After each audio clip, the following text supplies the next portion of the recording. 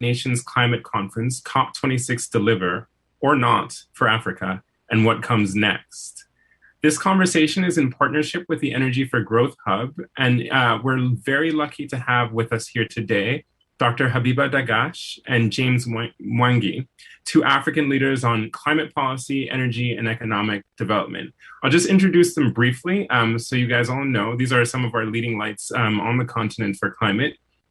And then we'll get into this discussion, which will hopefully break down for everybody what exactly happened at COP26, which of course, as you know, conferences of the parties, the big UN sort of negotiating session and bringing people together to really discuss our climate future as a planet. And of course, what the role of the continent of Africa is, how we can enhance that role, and what we have to look forward to, or maybe not look forward to, as we go into COP27 next year. So Dr. Habiba Dagash. Habiba is an associate with the Africa Energy Program at the Rocky Mountain Institute, where she's working to advance the productive use of renewable energy technologies in the agriculture sector.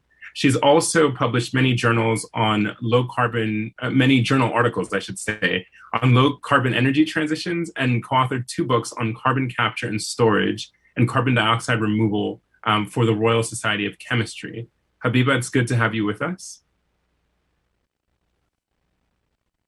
And James is the executive director of the Dalbert Group. He's a 2013 Young Global Leader of the World Economic Forum and a 2021 Yale World Fellow at the Jackson Institute there. He currently serves on several boards, including the Skoll Foundation and the One Acre Fund, Old Mutual Limited, and the Nairobi International Financial Center Authority. And his research this year has really been focused on Africa's climate future and what that means economically. James, it's really good to see you again. Likewise, great to be here, Uzo. Looking forward to the conversation. Awesome. And my name is Uzo Iwala. As you all know, I'm the CEO of the Africa Center, and I'm going to moderate this discussion today. And as always, you can follow us on our socials at the Africa Center on all the platforms, Meta, YouTube, Facebook, all of those ones that you need to. And we look forward to hearing your feedback and your comments as we do this. So Habiba, James, again, thank you very much for being with us. And I would love to just ask both of you, since you were both at COP, I think possibly in different weeks, or actually for the full 2 weeks of the conference, if you could tell us a little bit about what the atmosphere was like there, both from a general perspective, then also as two Africans advocating for the continent's position and trying to learn as much as possible about what people are thinking about, talking about, and how that's going to affect us continentally as we move forward into this pretty uncertain climate future that we're facing. Habiba, I'll start with you. For me, the COP is really this massive summit that brings together all public sector, policymakers, government, private sector to discuss the state of the climate, to do a stock take on how far we've gone in addressing the issue of climate change, and to see whether we're meeting our expectations, essentially. For me, Glasgow was incredibly overwhelming, I thought. I've been to 2 COPs. I've been to Madrid and here and COP26 in Glasgow. And I thought there was a lot of tension to deliver action that would align the world with a pathway to 1.5 degrees. At the same time, I felt that there were, given the pandemic and some people not being able to make it, I felt there were a lot of marginalized voices at the COP. So I wasn't sure that the discussions captured all the voices that it should have. And it did feel like there was a huge activist presence that was dissatisfied with the quality of the climate negotiations that have been taking place at these events over recent years.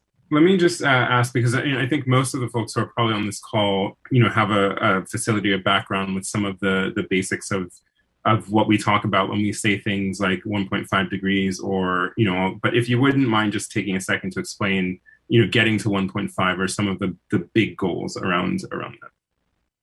So in Paris in 2015 at COP21, the world came together to agree that a sustainable level of global warming, so that's the increase in the average temperature rise in the world, that was sustainable and that would avoid catastrophic consequences would be 2 degrees. but the world should put a lot of effort into keeping that to 1.5 degrees.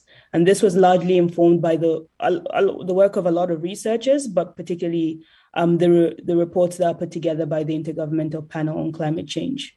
So 2 degrees or 1.5 degrees is the stringent limit, or the ceiling that maintains, at least we're able to maintain some of our ecosystems and avoid some of the extreme weather events and some of the negative consequences that climate change will bring. And to achieve that, I think the consensus is that we need to rapidly bring down emissions, greenhouse gas emissions, principally carbon dioxide and methane. And that requires essentially a restructuring of the entire energy systems of the world. Right. Thank you, Habiba. And James, why don't you tell us a little bit about your feeling and your sense of COP, since you were up there in Glasgow as well? Thank you, Uzo. And Habiba, I was newer to this than you. This was my first COP, but I shared your sense of it being a very overwhelming set of conversations. Most of what I attended were conversations among the private sector on the margins of the public sector or policy conversations, and a few observations there. I think one of the things that was remarkable for me, at least, and is a real result, even though it may seem non-tangible, is exactly, Habiba, what you alluded to. 1.5 degrees in the conversations in the hallways moved from being this thing that 5-6 years ago, folks were saying, well, it would be nice if we could get there, to it being a little bit of what people were actually aiming for or holding people accountable to. I also got the sense that none of the political leadership was still in the space of saying, why are we even taking on trade-offs regarding climate? I think the impacts are here and we're all feeling them.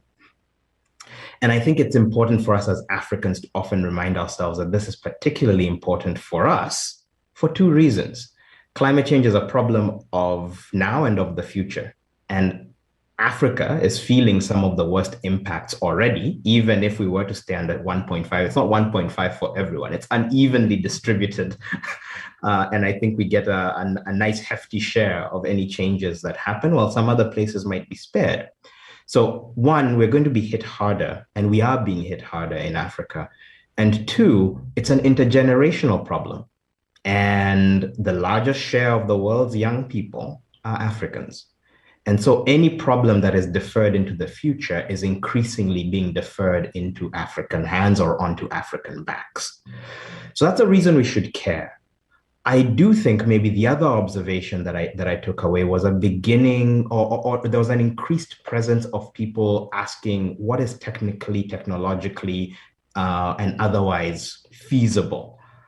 What are the things we should be developing? What are the interventions? And yes, partially it's about this huge transition of our energy system, but it's also our food system and agriculture. I was in a number of conversations about just the share of emissions that come, from the way we grow and consume our food, the share that goes into building our houses, the share that goes into making our clothes. So it's not just the energy system. It is every single system of the global economy that now needs to pivot. And I think the one thing that gave me heart or gave me hope was that you were suddenly seeing decision makers from every part of the world economy starting to lean in and say, well, how would we do this? What would we substitute? And they don't have any answers yet, but the fact that it's become a major question is progress. Not as fast as we would like, but still progress. Thank you both for that summary and sort of getting us into it. And I think you both raised some really deep and interesting points. I want to go back to, let's start maybe with the political aspects of things, because and what that actually means. I think there are all these questions about the continent. First of all, how should the continent approach? We've got 54 countries. The climate ramifications are going to be different. So James, you said that the continent will be hit harder than many other places in the world. But, again, also different countries on the continent are going to have very different experiences with, increasing temperature, with the resultant weather effects, agricultural effects, etc. And then different countries have different sort of contribution levels on the continent both to abilities to contribute both to the problem that we're facing and also the solutions that we might talk about a little bit later in our discussion. So how can, well, let me put it this way. How did you see continental politicians or political folks, negotiators approaching the problem this COP, in terms of Africa's position? What are your thoughts on that, comments, criticisms? And then, we can move into what do we need to do? What do we need to think about as we approach COP27? Habiba, let's start, because I know that the politics of this is something that you've spent a lot of time with. And then I think this intersection of the political and the private sector, the economic, is going to be really interesting. So we'll move to you, James. But Habiba, let's hear what your thoughts on that. Yes, I'm hugely interested in sort of climate geopolitics. And I think one thing I observed and I enjoyed about this COP is I saw a lot of unity, a lot more unity that I've seen between African countries in terms of advocating for certain concessions from richer countries in terms of financing or technology transfer or capacity building. And I think that is the angle that Africa as a continent needs to take into these negotiations going forward, where we should have done our research to put together a package of concessions that we can then advocate for in the negotiating rooms. I think some of the key issues this year were on loss and damage, or on the $100 billion that was committed to in Copenhagen, I believe, and which has still not been realized. And the African group of negotiators was asking for $750 billion a year, so a ramping up of that commitment from rich countries. Adaptation, loss and damage, financing. These were I felt like the African countries rallied around these topics and made it clear that this was their priority in negotiations, which gave me some hope. But then I was disheartened that the levels of commitments that came afterwards, or some of the vague language that emerged in the Glasgow Pact, did not give definitive commitments to African countries on these issues. And I think looking forward to Sharm el-Sheikh this year really needs to be spent on figuring out the negotiating strategy and how to approach the negotiations to ensure that we can get those concessions from the rich countries, because we do not have the resources available to be able to deliver the ambitious action that's expected from the continent in terms of both mitigation and adaptation. Let me, because I want to just dwell for a second, and I'll come to you, James, momentarily, but on this $100 billion, which, I'm kind of at a loss as to how anybody thinks that's a legitimate number, considering the actual impact that African countries have had. And, and Habiba, as you said, what's necessary. And of course, there's a little bit of a, sawed off kind of quality to that. And also a lack of understanding of the true potential. James, I'll come to you about that. But, how was there anger around this $100 billion fiasco of a number? Is it a distraction? Is it something that we can actually move from? Sometimes I think there's a fixation on that number, and I do think it can serve as a bit of a distraction. To the best of my knowledge, there isn't a solid piece of analysis behind that number. We know that the commitment needs to be big, and it needs to be distributed across the continent. And maybe the lack of evidence or solid evidence behind this number is evident in the different numbers that have been put forward by different negotiating groups, whether it's $100 billion or $1 trillion. What we know is that the investment in climate change mitigation and adaptation is in the trillions of dollars globally, and Africa, at least on the adaptation front, will require a huge chunk of that. I would also advocate for the countries to put together more structured and specific national adaptation and mitigation strategies and cost them. This at least gives us a sense of the scale of the commitment that we're looking for. But sometimes this fixation on a number can just be a distraction. Right. And James, let me turn to you, because you and I have talked about this 100 billion versus, and we'll toss the number now because it is a distraction, I think. When the actual number we're looking at for the continent is really somewhere, between 1.5 and $3 trillion worth of investment that we're really considering. Habiba, you mentioned in the trillions. And James, you've taken a very positive sort of stance towards that number, as opposed to being afraid of it. You're saying that's not, $3 trillion worth of, let me use the right language. That's really $3 trillion worth of opportunity to really transform the world. Do you want to speak about that from a sort of an economic business perspective? Yeah, the thing for me is, there's this spectrum, right? You've got loss and damage on one side, which is bad stuff has happened to us. Someone needs to pay for it because it wasn't our fault. Then you've got adaptation. Bad stuff is likely to keep happening to us. Someone needs to help us pay to be ready for it so it doesn't hit us as hard. Then you have mitigation, which is if we do some things, then maybe bad stuff will be less likely to happen. We can slow down the causing of the bad stuff. And to date, the climate discussion has tended to fall into those three buckets. The rich countries handle their own loss and damage and their own adaptation. And then they fight amongst themselves about who gets to do what on mitigation, who has to shut down their power plants or shift their systems and energy systems and so on first. And the issue is we're not getting anywhere near as fast the mitigation as we would need in order to stay under 1.5. Countries of Africa and the developing world tend to be, that 100 billion is not an Africa number, it's a global South number. And it's meant to be an annual number, and it came as a placeholder leading up to Paris from the United States as a placeholder for a large number that could get people serious before anyone had actually done the math on what an actual number would be. And increasingly, people are anchoring on the loss and damage and adaptation side. I'll be cynical. I think that as we've seen with vaccines, as we've seen with a whole range of other issues, anyone hoping that because of global solidarity, massive checks on the order of even the 100 billion will be written to Africa for either making up for bad stuff that has happened or helping us avoid future bad stuff to happen.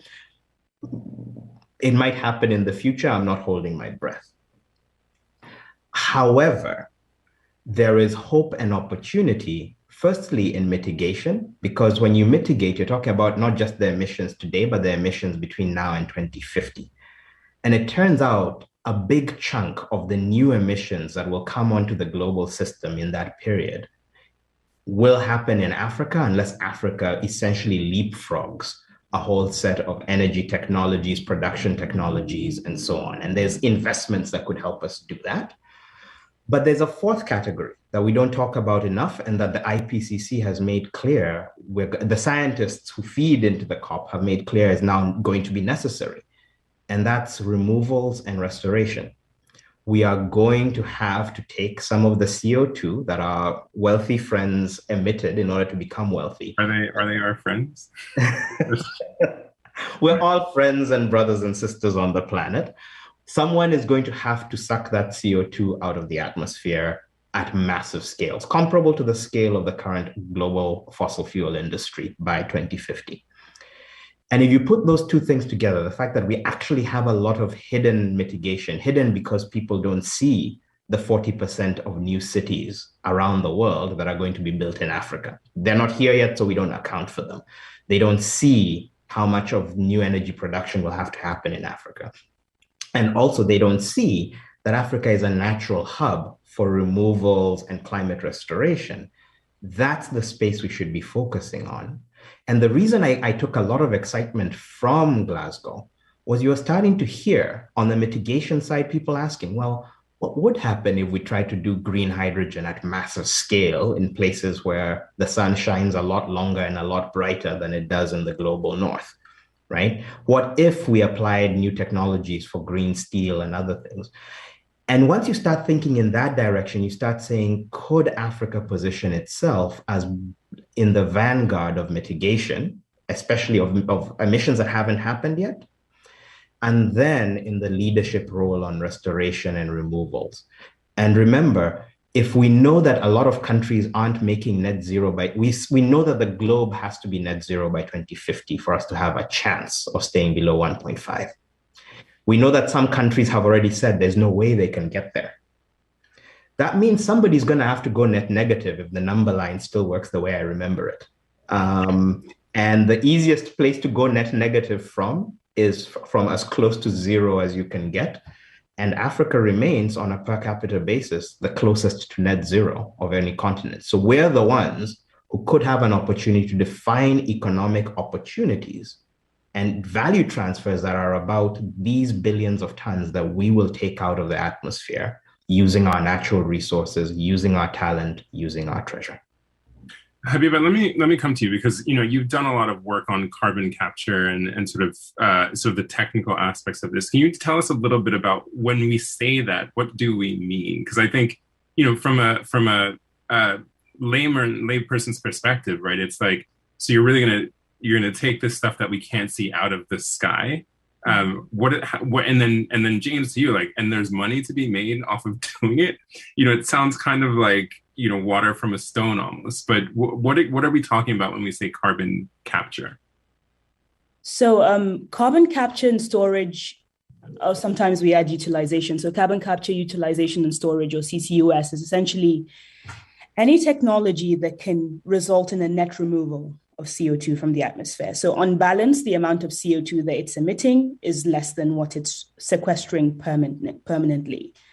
And I think on this issue, which is something I spent a lot of my PhD thinking about, negative emissions technologies, there's two principal technologies that are viewed as kind of scalable. One is using biomass. So if you burn, biomass is generally considered a carbon neutral fuel. If you burn it, it's the CO2 it emits is the same as the CO2 it kind of absorbs as the plant grows.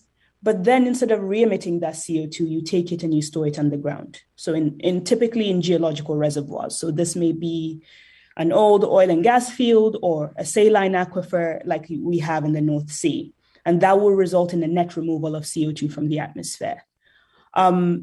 That comes with its environmental challenges because you essentially would have to grow plants or biomass in such large scale. And that has its own trade-offs to ecosystem degradation. But the second kind of technology that is a lot more discussed, at least in the last couple of years, is direct air capture, which is essentially that you can actually, with a chemical process, directly remove CO2 from the atmosphere using a solvent, like a standard chemical process. So on negative emissions, there is definitely, I agree to their viability, but I'm going to take a different stance to James in the sense that if they are possible and they are scalable, I think they should be done by the parties that should be pursuing the most aggressive mitigation. So, and I say that for two reasons. First, the infrastructure required to enable a lot of these technologies are present in these countries, in the industrialized economies. And second, I think there's such a huge time lag in building the skills and capacity. So for example, a simple thing on geological storage, it takes maybe a decade or so to figure out where your geological stores are. And we don't have that kind of time, at least on the African continent, but the US and the EU already know where these stores are. So if anyone is pursuing carbon removal, I'd say it should be those that should have the most aggressive mitigation pathways. One more thing I would add is that these technologies are incredibly expensive. I mean, to remove a ton of CO2 from the atmosphere through direct air capture, the most recent technology is about $600. And compared to other technologies that have a carbon avoidance cost or a carbon mitigation cost less than $100. So they are very expensive technologies. They require a lot of policy support to be scaled. And whilst I think we should definitely see how we can capitalize on them, I think the countries that should be driving down emissions the quickest should prioritize that in their strategies. James, do you want to, because I know that you have some thoughts about this. So I completely agree with you and also completely disagree with you, Habiba. I completely agree with you that the countries with the highest emissions should pay for removals because that's what should happen. I also think that removals, because they're a global public good, should happen where they're most economically viable to do. And that's going to be determined by a set of geological and physical constraints, which are knowable. And I think that there's a big opportunity, and this is really informed by discussions with a number of the leading carbon removals companies as well. There's a real opportunity that Africa has on a number of levels. So for example, if you look at what's been happening in Iceland with the likes of Climeworks, Carbfix, and them, geothermal ecosystems offer really interesting opportunities for direct air capture. But actually, East Africa has more current exploitation of geothermal power than Iceland does. So we are already drilling wells. We already have potential. The entire Rift Valley is a geologically active zone, and it's not the only one that Africa has. Yes, there is mapping to be done, but we forget the fact that there are skilled professionals on the African continent who are drilling more geothermal wells than almost anywhere else in the world other than the United States today. That exists. In addition, when we talk about biomass, a great opportunity is waste biomass. The vast majority of what's grown on most farms is left on the farm to rot and become and leave and go back into the atmosphere as methane, right? Part of the reason it's never gathered is in the global north, it's expensive. Labor is expensive. People are busy. We have lots of young people looking for something to do. So actually the cost of massively gathering biomass without new crop growing is actually lower in many parts of Africa than it is in the places where the economics of biomass for BECCS were done. And when we ran some of those numbers, it did indeed show that a lot of the numbers being run, because they assume global north labor costs, rule out technologies and interventions that actually may make a lot of sense in places where people are actually looking for productive work. That also applies to things that are a little bit further out into the future, such as enhanced weathering. So actually taking absorptive rock, crushing it and spreading it over large acreage of marginal land, or extensive deployment of biochar. So there's a whole range of technologies that could take advantage of countries which are already taking this policy. So for example, California currently says, we don't care where you do your removals if you're engaged in automobile emissions, so long as they can be validated. That's an export industry for us if we approach it in the appropriate way. And we know that people are willing to pay $600 a ton for some of that. So can we do it cheaper? And can we bring a wider range of interventions that tackle that? And it's an export that you don't need big roads and railways to ship out. You just need to verify that the stuff went in the ground, which plays to our infrastructure challenges. So finally, go ahead, James. Go ahead. Maybe the last thing I'll say is, we know this is going to be a massive industry, right? Last year, less than 50,000 tons of carbon was sequestered, probably actually a lot less than that, using direct air capture and similar technologies. The most conservative estimates say that we need to be at hundreds of millions of tons by the end of this decade and billions of tons by the 2040s and 2050s. Because it's an industry that nobody has already built an advantage in, no one knows how to do this. We're all starting more or less from the same spot. And that actually makes it a better industry for us to be chasing than some of the others where Africa would be starting substantially behind everyone else. Over. So Habib, I want to ask for your response on that, but then I want to transition because I think there are a couple of questions that have come up. And I've written about this as well in terms of the transition space and the politics around transition. But first, Habiba, your thoughts, and then we'll move to transitions. Yes, so I want to push back on a couple of things. I think first on direct air capture, I agree that it makes sense where there's stranded energy resources, but these are hugely energy intensive technologies. To run direct air capture, what you need isn't solar power. A lot of direct air capture is being run on natural gas. Bear in mind, it takes 6 gigajoules of natural gas being burned to get 1 ton of CO2 sequestered. So for me, I look at the state of our energy systems. I would question whether it's efficient to build out power generation capacity to use that to sequester CO2 on the African continent, as opposed to providing improving energy access or providing quality of electricity service across the continent.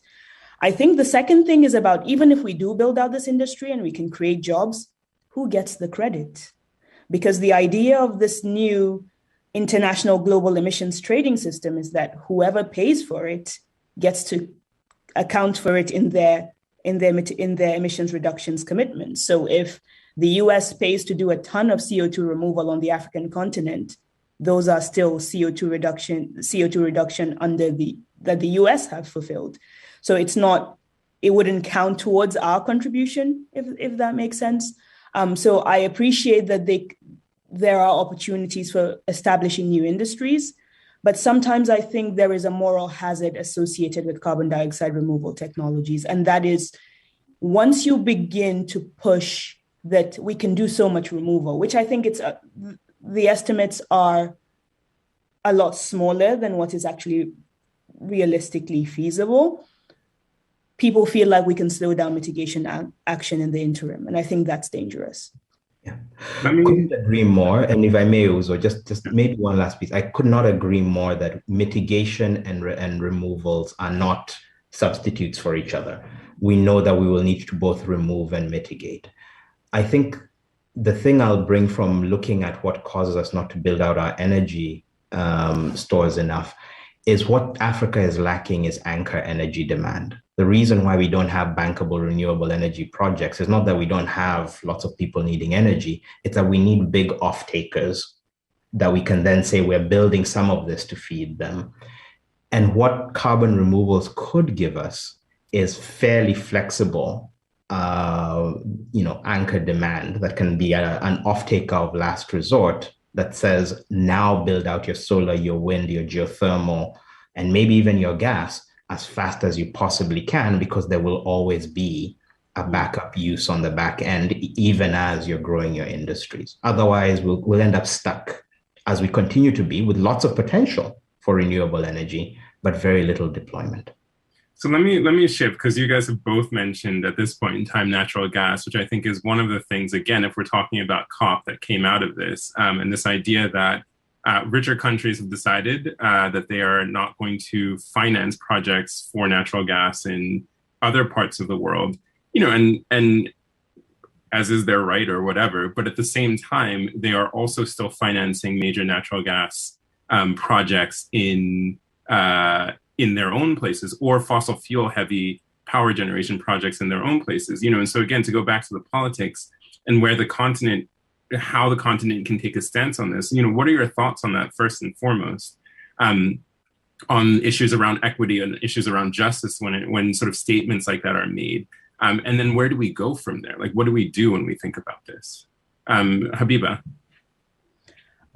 So with regards to the fossil fuel financing bans, I think maybe there seemed to be a lot of surprise at some of the announcements, but I was expecting them to come at COP26 because of the tone of the discourse, I would say, at least here in the UK and in Europe.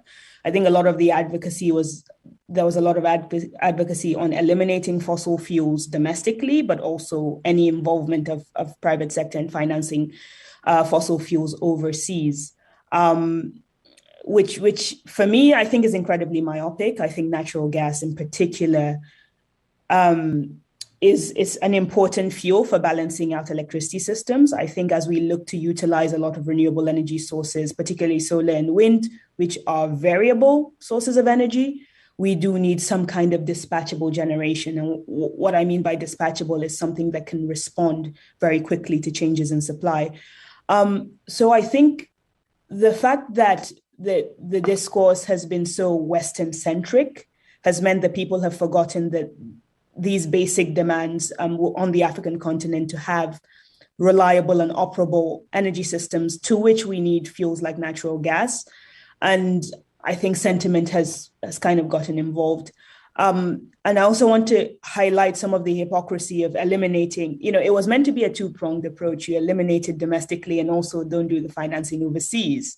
But they've retained and expanded gas generation capacity in Western industrialized economies. And what we see now is they're just depriving the African continent of a much needed source of capital. I think sometimes what informs this decision, or what makes them think that this is the right decision, is that there's solar and wind in Africa and it can be utilized. We're forgetting those technologies are still very expensive, right? Solar, the record cost reductions that have been experienced by solar and wind have been as a large result of a lot of policy support and a lot of subsidies that the West has managed to put into those technologies, resources that we don't have readily available on the continent. We quickly need to de-risk investment in those technologies so we can expand, so that we can expand our renewable generation capacity. But I think it's grossly unfair to not recognize that we are at a different starting point. We don't have, those technologies are not as readily accessible on the continent. And some of these blanket bans forget that there are contexts in which some fossil fuel use is still hugely, hugely required and very useful to development ambitions. And James, your thoughts as well. I mean, pushback, against these countries, like what form would that take if we're going to go that route? Let's be clear what we are saying. We're saying, give us money, give us your money, however ill-gotten, to build stuff in our place. And we can say that. We can even say that you are being hypocrites by not giving us this money that sits in your banks and in your treasuries. But it's unclear to me what leverage Africa actually has if that politically cheap decision, right? It's a politically cheap decision for any leader of a capital-rich country to say, we will show we're tough on fossil fuels by not financing them elsewhere, which doesn't get me in trouble with my own trade unions, et cetera, but also gives my environmentalists something that they can hold on to.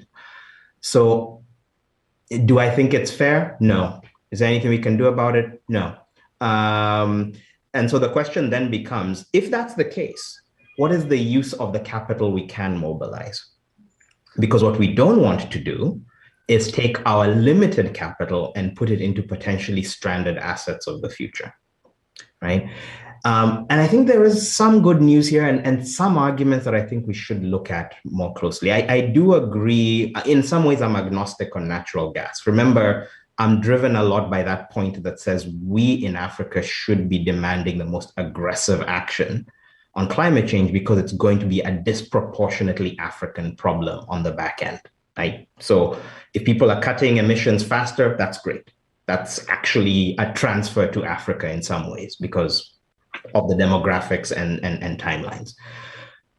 However, setting that aside, it's also true that the policy support that countries like Germany, the policy shift that countries like China did in their manufacturing base, all of those things have actually driven some of these technologies very rapidly down their cost curves. And one of the things that's happening is energy is shifting from being a resource or being resource economics. And resource economics are about wherever you can find a supply of the resource, you then have a supply and demand issue. Is there enough of that supply and so on?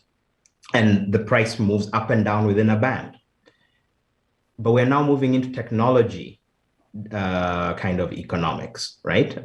Think of how much you paid for a unit of processing power on your computer in 2000, and think of how much you pay for that same unit of processing power today, right? If you buy that the silicon in a solar panel is going to improve roughly at half the rate of improvement that the silicon in your computer did, I'm just saying half just to be conservative, those same cost dynamics are going to apply over time.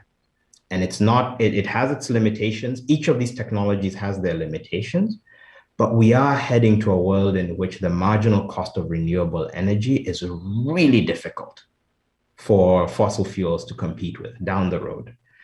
Now, they need to be part of a balanced system, but we also need to ask ourselves, where do we want to put our limited resources? In the technology that's going to continually get cheaper and has zero marginal cost once it's installed, or the one that probably locks us into the same types of problems that South Africa is having now, which is you still have to keep on paying for your fuel.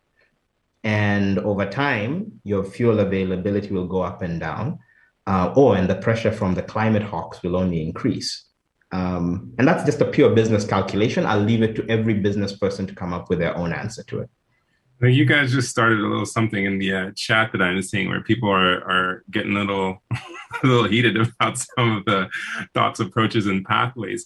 Let me go back again then to the politics of this, because I think, what you both say is right, which is we don't necessarily have much leverage on this, right? And again, I love the way that it was phrased, right? It's like, in a sense, that money you're asking for investment or, dare I say, reparations of a sense. But like, if somebody holds the money and you don't, you're, like sort of going to break into the bank. You're kind of not in a position. You don't have leverage there. But at the same time, that doesn't mean that we don't have any leverage, right? And this is where I get back to this question about, is there a common position around any of these things, whether we're talking about policy support for some of the technological innovations that you both spoke about, however far along we are with them, or whether it comes to some of this issue around how we deal with, justice around the transition. How do you get, based off of what you all saw at COP26, and again, Habiba, you said that you were both encouraged and disappointed, and James, I think coming from the private sector angle, you said that there's a lot that we can hope for. A policy position is obviously like bringing these things together. And from the outside perspective, if you're sitting where I am, you're looking at some of our countries, our negotiators, and you're saying, guys, like, or people like, what's really happening? So how would you push folks into a stronger stance, even if we're not leveraged in the way that I think we should be? Please, So I think this has a lot to do with some of the planning that we undertake within the African continent, and mostly happens at a national level. I think some of the NDCs that we've put together are insufficient. I think we need better mitigation plans. I think we need better development plans to show how we can deliver economic development and a higher quality of energy access and energy service alongside climate change mitigation and adaptation. I don't think anyone will advocate for just going down the fossil fuels route at this point. I think that's ridiculous. I think we need to try and capitalize on renewable energy as much as we can. However, recognize that some fossil fuels still do have that important role to play in terms of balancing. I think the extent to which these different types of investments are needed, we need to figure that out by looking within, at least at a country level, to see what is the demand, what is the least cost mix that delivers a certain level of climate ambition. And then we can take that to these negotiations and say, well, from my planning, I can still deliver maybe not net zero, but very close to it, with still some fossil fuels in the mix. I've done research on that in Nigeria, and I saw that, even the conditional NDC, that's a 45% reduction relative to business as usual, had some gas in it, but it had a huge amount of solar and wind power in the country. I think we need to do that type of planning. And when we have that concrete evidence, then we can use that to anchor some of the negotiations that we're taking going forward. And I think the second maybe approach that we can take, maybe going into Sharm el-Sheikh, is to maybe I'm not yet satisfied with that the voice is strong enough, reaffirming this notion of common. We have a common objective, but we have differentiated responsibilities and differentiated capabilities. And I want to see the African group of negotiators reinforce this point and to show that to deliver the levels of climate ambition that is required to avoid some of these extreme weather events or difficult climate episodes, Africa needs to be on the board, and this is what we're demanding, right? Or else that we do have the potential to derail some climate action if we choose to pursue a more carbon-intensive pathway for development. And I think that needs to be the angle and the tone of the conversation.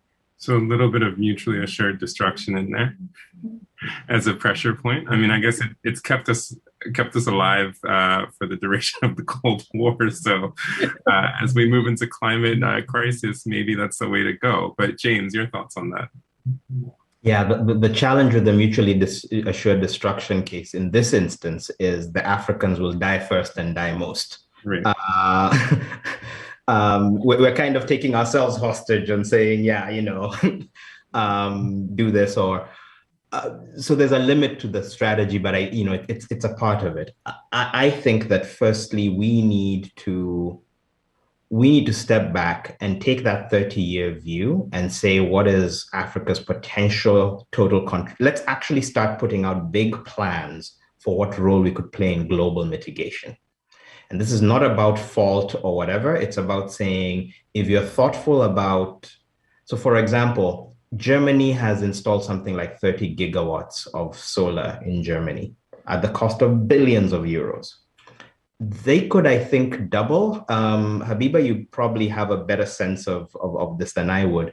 They could double the energy output of that. They're not going to do that. I'm not saying it, but just to make it clear, if the only change you made was pick up those panels and move them from Germany to Ghana, you would double their impact on the global energy system. Right? If an alien came to Earth and said, oh, this is a species that's trying to rapidly pivot to new sources of energy in order to save itself, they would say we're doing many hugely irrational things because of the way that countries are divided up. And part of what we need to be saying is, well, just shift production to where energy generation could be cheapest, right? Which is also where the labor is. And by the way, it's also where the raw materials are. So once you're no longer thinking about next year or 5 years from now, but are thinking 15 years out, you can then say, here is what Africa as a green manufacturing hub for the world could look like. Here's what it would cost to realize it. And here's what the resulting levelized cost of energy and carbon impact of production would be, right? Because everything we have, this little phone I have here, was manufactured somewhere and has a carbon footprint. If we move that to a place with a lower carbon footprint, we're reducing global emissions. And we're sitting here saying that we need to create jobs in manufacturing, jobs in construction, et cetera, et cetera. And yet we know that Africa is simply not competitive in these industries unless the rules change. And what we should be doing is saying, here's a vision for how it makes sense for Africa to be a hub for mitigated growth. At the same time, it's tiny now, but so many things were similarly tiny in their time. The debates around the rule book for removals are going to be written in the coming years, exactly on questions, Habiba, such as who gets credit, who pays money, who earns an income from it. If it's like many other new technologies or new areas, Africa will absent itself until it's a big thing, and we're now saying, let us in.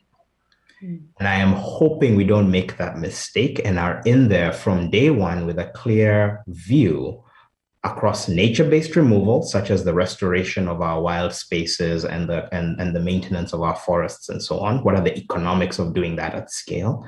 All the way to what is the policy package that makes Africa the destination of choice for some of these technologies. It's a lot easier to move 15 engineers from Iceland to Ethiopia or Kenya to teach people how to do this stuff than it is to move a geological reservoir from one place to another, right? So if that's what needs to happen, let's do that.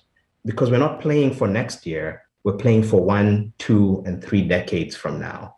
And that requires us to have a very clear picture of what that future looks like and to play to have a chance at being a dominant player in the resulting industries. Habiba, thoughts?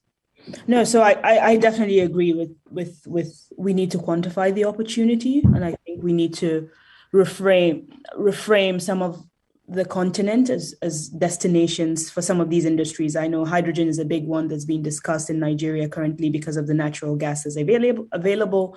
In the south, the production of blue hydrogen, and in the north with solar panels, the potential for green hydrogen. So I definitely do see that we have immense potential. Maybe I'm a pessimist, but I doubt that they want to move those industries out of Germany or out of France. And I guess I don't have an answer to this. How do we convince them to do it? I don't think it's just about costs. I think it's about jobs. It's about maintaining certain power relations. How do we convince them? I don't have the answer to that, but I think we do have the potential. I don't think anyone would dispute that. But are they willing to come to us and disrupt, this established relation or power dynamic that we have between the global north and the global south? It's interesting because as you guys are speaking about this, there's a businessman that I've spoken to quite a bit who said, look, this energy transition is going to happen. The question is whether it's managed or not. And I think you're both getting at this idea of, are we actually going to be able to manage this transition? What are essentially the justice, power relations issues around this? And then where do we go from there? I'm getting told that it's we're coming close to time, and we have only just scratched the surface of the. I mean, like we could do this for hours, and like not even get to some of the core key issues that I'm sure were happening. But I want to as we think about wrapping up, touch very quickly on this idea of carbon pricing, which is in a sense both of you mentioned, but would then be key to some of this, and like what are the politics around that? How was that talked about at COP, and where do we go to COP27? That's the first thing, and then of course come back to you for your thoughts on how we on what you would like to see, post Sharm el Sheikh next year. So let's talk very briefly about carbon pricing. And again, if one of you wants to just quickly define what carbon pricing is for the folks on the call or on the conversation who are not steeped in it, that would be really helpful. So I'll take a stab at the definition. So essentially, carbon pricing is just recognizing that the emission of greenhouse gases has externalities, and so it should be priced and taxed accordingly. Typically, that's been done via carbon tax. So, if there's a certain level of emissions in providing a certain good or service, that should be factored into the price or the cost of that service, or via a cap and trade mechanism that some countries choose to adopt, which is kind of limiting having a credit trading system and having a cap on the amount of emissions that can be produced by certain actors.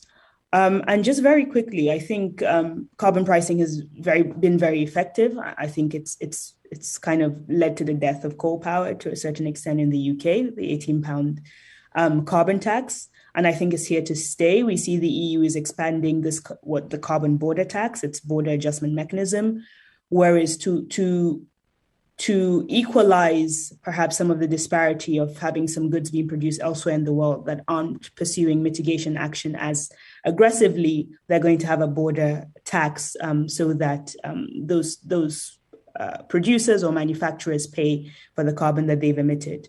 I think carbon pricing is here to stay. And I think it's probably one of the incentives for African manufacturing to try and utilize as much low carbon energy as possible, because I do think these clubs where there will be some kind of border tax will continue to expand as they look to protect their industries that are going green or going net zero.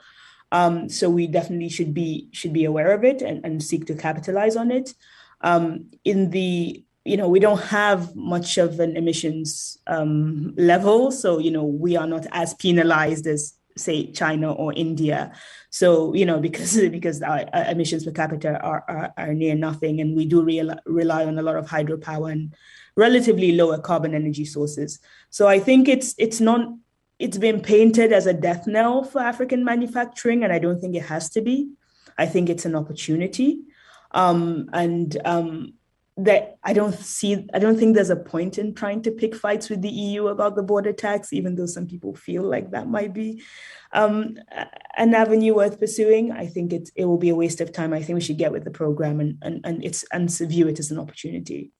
James, I see you nodding your head in agreement there. Oh, my neck hurts from how much I'm nodding. This is no, but I think the point is, if you are a low carbon emitting economy today, and virtually all of Africa is, then other countries introducing via carbon prices or carbon border adjustments a tax on goods emitted from goods produced from high emitting countries is basically a tariff favoring your goods.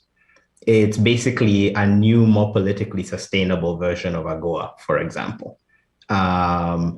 And what we should be asking ourselves is, where is that advantage biggest? What sectors? And this is not about, well, now Africa needs to go and invent, these conversations happen where you say, this industrial park, just move it from here, put it here, and suddenly those 10,000 jobs are in Africa and taking advantage of our carbon advantage vis-a-vis export markets. So that's one opportunity that comes from the carbon markets or carbon pricing. The flip side is, as we're thinking about payments for either avoided emissions offsetting, which is problematic, or some of the economics of removals, again, I think that, the Article 6 conversations that are happening, I think we'll need to continue and start thinking about how do you think about different forms of removals and how do you actually pay that farmer who's engaging in climate smart agriculture and is actually sequestering a ton or two every year on their land because of the choices that they're making. And should they be able to get at least a fraction of the $600 a ton that you're paying to the Icelandic tech firm? Maybe the very last thing I'll say on this is, interestingly, a lot of the engineered removals companies are extremely excited about Africa, not because of anything else, but they're saying we can cut our cost of production by doing it over there, and then we'll access these carbon prices, plus actually be able to tell some sort of kind of co-benefits story that makes our credits worth even more.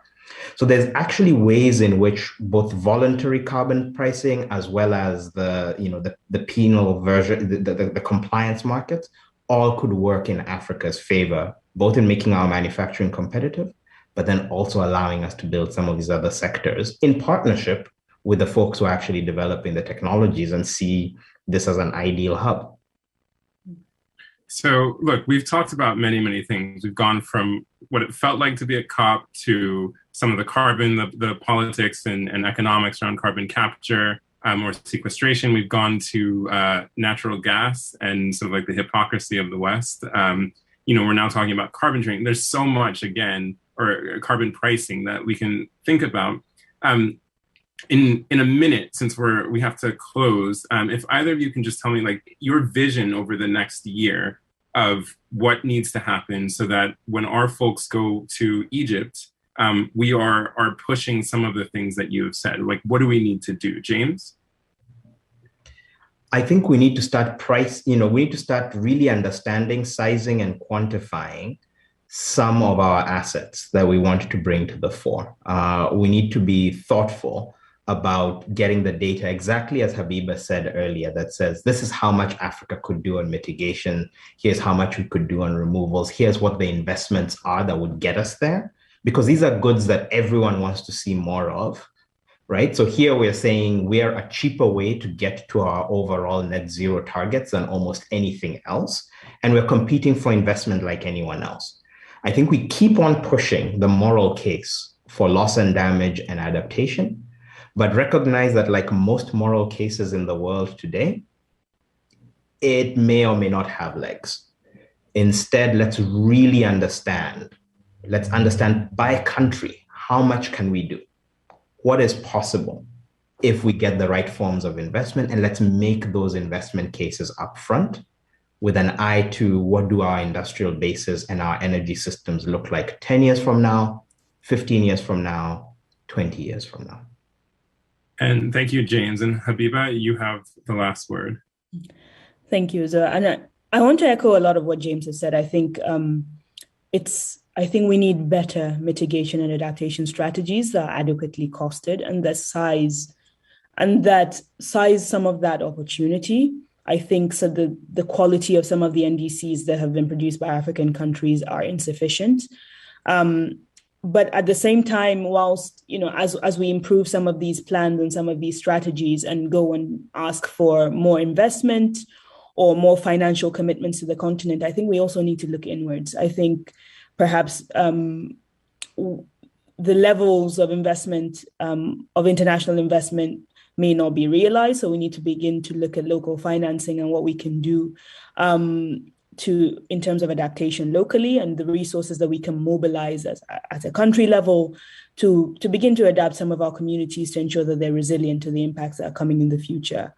I think, as James said, the moral argument, I think loss and damage needs to be front and center because, so much has already been lost to climate change consequences on the continent, whether it's flooded villages or drought struck farms and farmers. I think we need to push for whether it's a fund or some kind of tangible commitment on loss and damage and stop kicking the can down the road and creating arbitrary dialogues that will just keep happening at COPs for years to come. Habiba, James, thank you both tremendously for your time, for your thoughts and your insights. This is, as I said, the first in a series of discussions that we want to have, this recapping COP and thinking about the future. But of course, over the next year, as we head towards COP27 in Egypt, thinking about different aspects of the climate crisis from the African perspective and how the continent can have the most impact it can in shaping our climate future.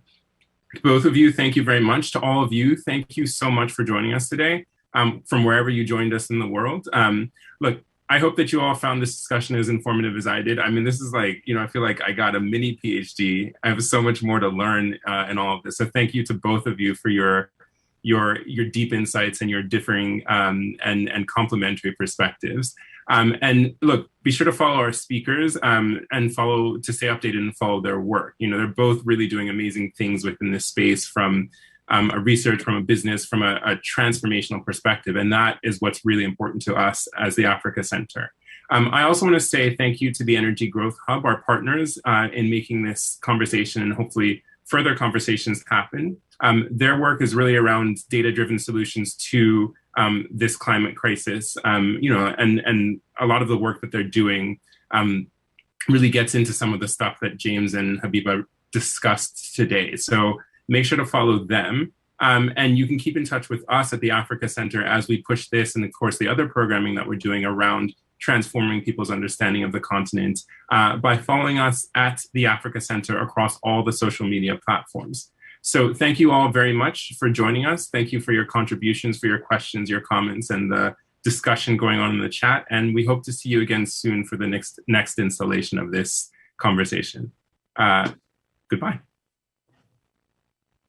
Bye-bye.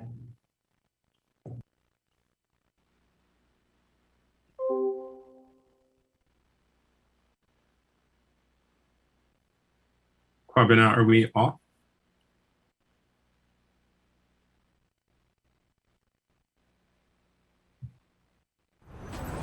Home isn't just where we're from.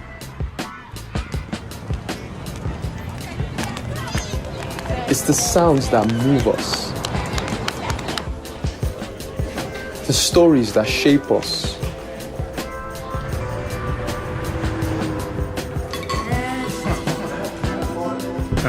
and the flavors that heal us.